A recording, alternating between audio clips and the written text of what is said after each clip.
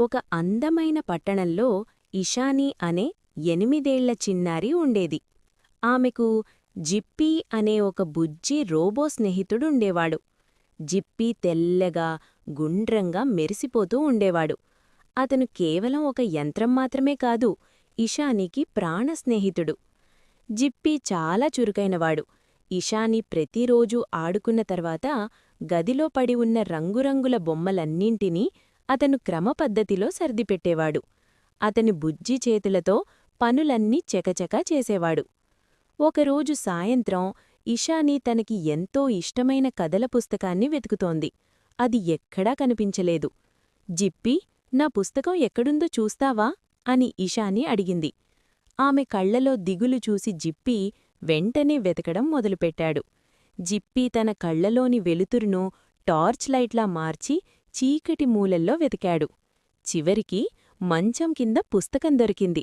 జిప్పీ దాన్ని తన మెకానికల్ చేతులతో తీసి ఎంతో జాగ్రత్తగా ఇషానికిచ్చాడు.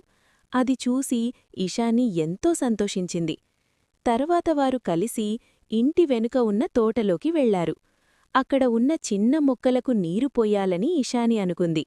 జిప్పీ వెంటనే తన శరీరంలో ఉన్న ఒక చిన్న పైపు నుండి నీటిని చిలకరిస్తూ మొక్కలకు స్నానం చేయించాడు.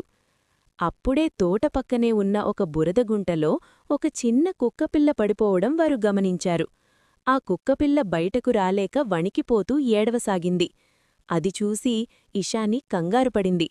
జిప్పీ ఏమాత్రం ఆలస్యం చేయకుండా బురదగుంట దగ్గరకు వెళ్లాడు. తన రోబో చేతులను పొడవుగా చాచి ఆ కుక్కపిల్లను ఎంతో సున్నితంగా పట్టుకుని మెల్లగా పైకి తీశాడు. కుక్కపిల్ల ప్రాణాలు కాపాడినందుకు జిప్పీ ఎంతో గర్వంగా ఫీలయ్యాడు. కుక్కపిల్ల సంతోషంగా తోక ఊపుతూ పరిగెత్తిపోయింది. కాని ఆ సాయం చేసే క్రమంలో జిప్పీ తెల్లని శరీరం మరియు చక్రాలు బురదతో నిండిపోయాయి. జిప్పీ వంక చూసి ఇషాని జాలిపడింది. ఇషాని వెంటనే లోపలికి వెళ్లి ఒక మెత్తని తువ్వాలు, నీళ్లు తీసుకువచ్చింది.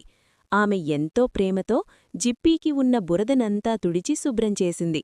జిప్పీ తన స్క్రీన్ మీద చిన్న డిజిటల్ గుండె గుర్తును చూపిస్తూ తన సంతోషాన్ని చాటుకున్నాడు.